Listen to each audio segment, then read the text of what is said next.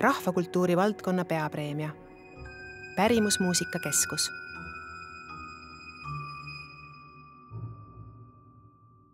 Tuli siia poole. Airbus.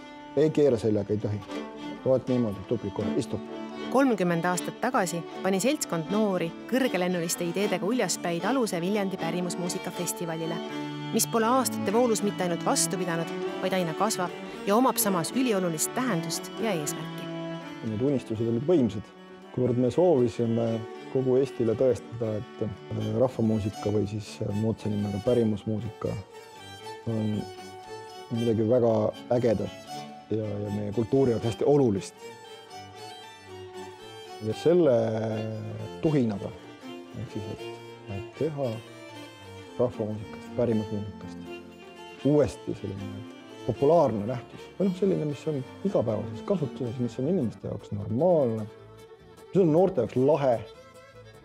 Tundus kõige õigem viis, millest alustada. Hakata korraldama festivale ja hakata korraldama noortele muusikutele pärimusmuusika õppelaagrid. Millest neid kahte asja 93. aastast me olemegi teinud kuni täna päevani välja. Ta on pigem seotud traditsiooniga, traditsioon ehk pärimusmuusika.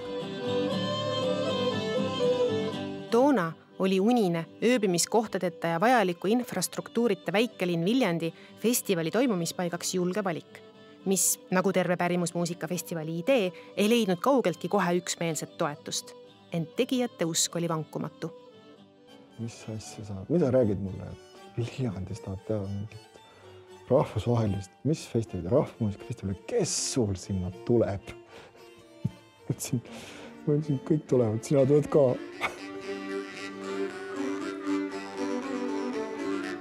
Inimesed tulevadki siia muusika pärast ja tulevad nende sotsiaalsete põhjustel, tulevad oma sõpradega kohtuma ja see koos on nagu tervik, sest pärimusmuusika ongi sotsiaalne muusika, seda ei saagi nagu kuskil keldris üksi mängida ja välja mõelda, et see toimib ka ainult ühiskonnas, üksteisega suheldes, üksteiselt õppides ja siis tekib see õige pärimusmuusika vibe.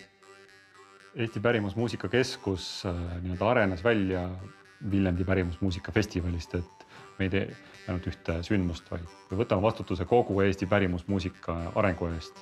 Meil on oma pärimusmuusika kool, oma pärimusmuusika teabekogu, meil on kontserdisaal ja palju muid sündmusi, mis toimuvad aasta ringi. Nii põnev on kogu aeg ja see on, ma arvan, üks parim töö. Ma lihtsalt kutsun siia kõige ägedamad bändid ja siis ma vaatan neid, et see on nagu kiht. Paavo Järvil on õigus, kui ta ütleb, et väike rahval ei olegi teist varianti, kui olla rahvuslane, et ise endaks jääda. Enda isikupära, eks ole, kestaks ja jääks ellu. Kui sa tahad mõjutada ühiskonda ja tema mõttemustreid ja tema mõtteviisi, siis tuleb olla julge ja teha asju suurelt.